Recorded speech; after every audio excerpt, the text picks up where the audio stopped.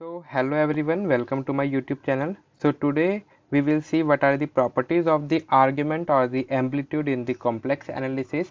We have already taken overview of the complex numbers, amplitude, rectangular form, polar form in the previous video. If you have not seen, then please see that video and then see this video, because in this video we will also do the proofs of the properties of the argument with the help of the polar form.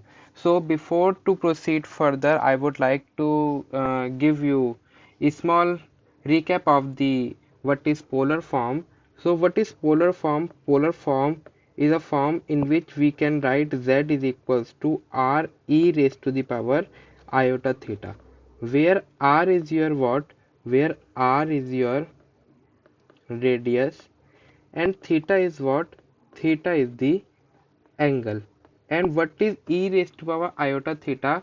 In place of e raised to the power iota theta, yes, so this should be right to be like this, e raised to the power iota theta, I can write also like to be cos theta plus iota sine theta. So in place of e raised to power iota theta, we can also write this cos theta plus iota sine theta. So let's see the properties. What are the properties and what is my first property? So your first property is, so your first property is this, that is argument of z1 z2 is equals to argument of z1 plus argument of z2. So what is the proof or how we will prove this? So consider that you have two complex numbers, that is z1 and z2.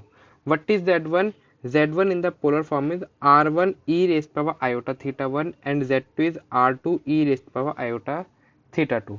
When you open in place of e raised to power iota theta, if you put this cos theta plus iota sin theta, after open this you will get r1 cos theta 1 plus iota r1 sin theta 1.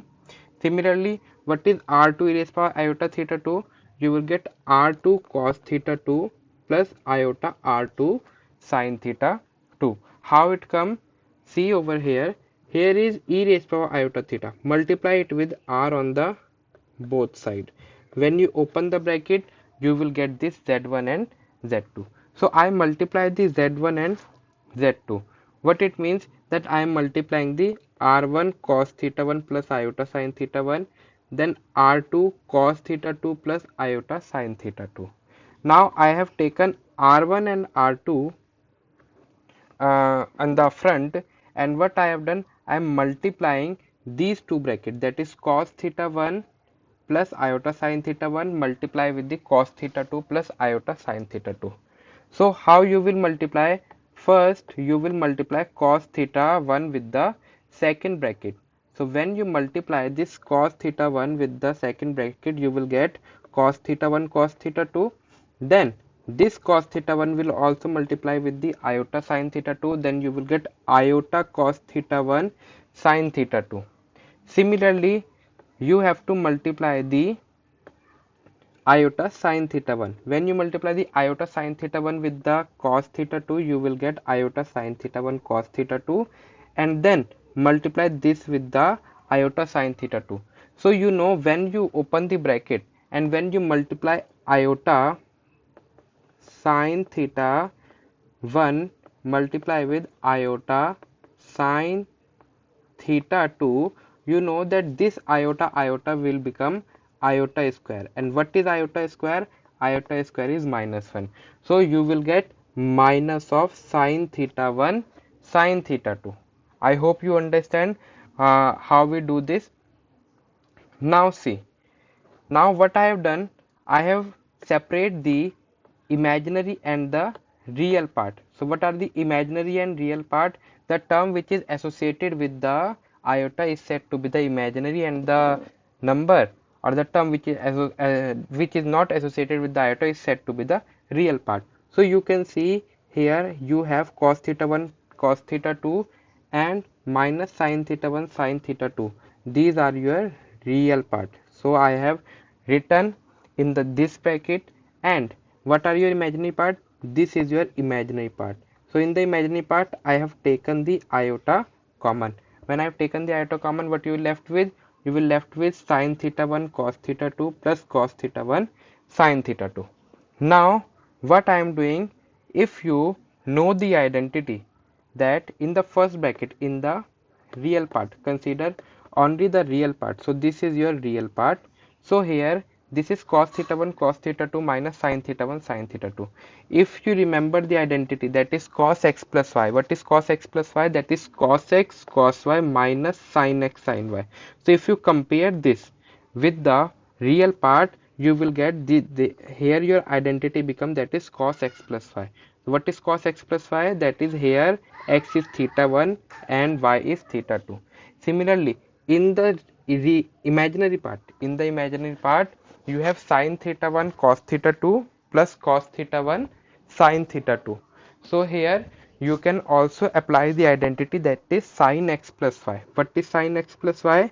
Sin x plus y is sin x cos y plus cos x sin y. So see this, I have applied the identity. So here x is theta 1 and y is theta 2. So after doing this, you know here z1 z2 are complex, so their product will also belongs to the complex part in the complex number. And what is mod of z1 z2? You will get r1 r2. In the last class we have seen that is mod of z is what? Mod of z is r in the polar form. So what is mod of z1 z2? So mod of z1 z2 means mod of z1 into mod of z2. So what is z1? Mod of z1 is r1 and mod of z2 is r2. So that's why I have written mod of z1 z2 is r1 r2. So this you can also consider it as a property, that is mod of z1 z2 is r1 r2. What is argument of z1 z2? Now you can see over here your argument of z1 z2 will be theta 1 plus theta 2, because we have solved the z1 z2, and after solving this, what I am getting? I am getting the theta 1 plus theta 2. So theta 1 plus theta 2 is your argument of z1 and z2. So what is your theta 1? Theta 1 is argument of z1, theta 2 is argument of z2. Because we have considered over here, you can see this part, that is theta 1 is associated with the z1 and theta 2 is associated with the z2. So this is the proof of the property, that is hence proved we have done, that is argument of z1 z2 is argument of z1 plus argument of z2. So I hope this is the solution, or this is the proof of the first property that we have done. Now second property, there is no proof that if z is 0. Now consider the second property. If z is 0, if your complex number is 0, then you will get mod z is 0. Mod means it is amplitude. It is amplitude. If you have seen the last video, then I hope you understood what is amplitude. So if z is 0, it means then mod z is 0. If mod z is 0, it means argument z will also be 0. This is your property number 2, that if z is 0, then your argument z will also be 0 and your amplitude will also be 0. Now come to the third property. So third property is if z is not equals to 0. In the second property we have seen if z is equals to 0. But what happen if z is not equals to 0? If z is not equals to 0, then 1 upon z. How can we write 1 upon z? In place of z, I just put the identity, that is z is equals to r cos theta plus iota sin theta. And what is the next step? In the next step, I will do the rationalization. How you will do the rationalization? You have to just change the sign in the denominator and multiply as it is. So for this, I will write cos theta minus iota sin theta. This is what I am doing the rationalization, that is cos theta minus iota sin theta. Now multiply this 1 into cos theta minus iota sin theta, you will get cos theta minus iota sin theta. In the denominator, you can see it is a plus b. Now you can remember the identity. This is become like the a plus b, and this is a this is minus b. So if you remember the identity, what is a plus b into a minus b? So a plus b into a minus b is a square minus b square. The same identity I have applied in the next step. You can see, yes, you can see here that is a square, because here a is what, cos theta, and b is what, iota sin theta. So iota square sin square theta. Numerator is again same, cos theta minus iota sin theta, and you know what is iota square? Iota square is minus 1. So this will become the positive in the next step, that is cos square theta plus sin square theta. And you know the identity in the trigonometric function, that is cos square theta plus sin square theta. What is cos square theta plus sin square theta is 1. So cos square theta upon sin square theta is 1. If it means this part will become 1. So what you will left in the denominator, you will be left with the r. So I have taken 1 upon r common and leave the numerator as it is, that is cos theta minus iota sin theta. In the next step, what I can see, 1 upon r as it is. Now cos theta minus iota sin theta. What I have done, I have taken this minus inside the theta. As you know, what is cos minus theta? Again I am using the identity, and if you have seen the last video, then you will remember this. We have already done in the previous class. Using identity of the trigonometric function, we know that is cos minus x. Cos minus x is what? Cos x. And sin minus x is what? Sin minus x is minus sin x. In case of sin, we will take negative outside from the angle. So in place of minus iota sin theta, I can write as iota sin minus theta, and in place of cos theta, I can write it as cos minus theta, because I will get the same. So if I can write over here is same, so from here what you can see what is the argument z. What is argument z you are getting over here? The argument z is minus theta. Now see over here, what is argument z you are getting? Minus theta. So minus theta is what? Minus theta means argument of minus of argument z. So if the question comes to you, what is argument of 1 upon z? Argument of 1 upon z is minus of argument z. I hope you understood the property number 2, that is argument of 1 upon z is minus of argument z. And what is the property number 1? Argument of z1 plus z2, z1 into z2 is argument of z1 plus argument of z2, and property number 2 is argument of 1 upon z is equals to minus of argument z. Now proceed to the next property. What is argument of z1 upon z2? So argument of z1 upon z2 means I can write z1 upon z2 to be like z1 multiply 1 upon z2. Okay, I can write z1 upon z2 to be the z1 multiply z2, and from the property number 1, from property 1, we can see the argument of z1 into z2 is what? Argument of z1 plus argument of z2.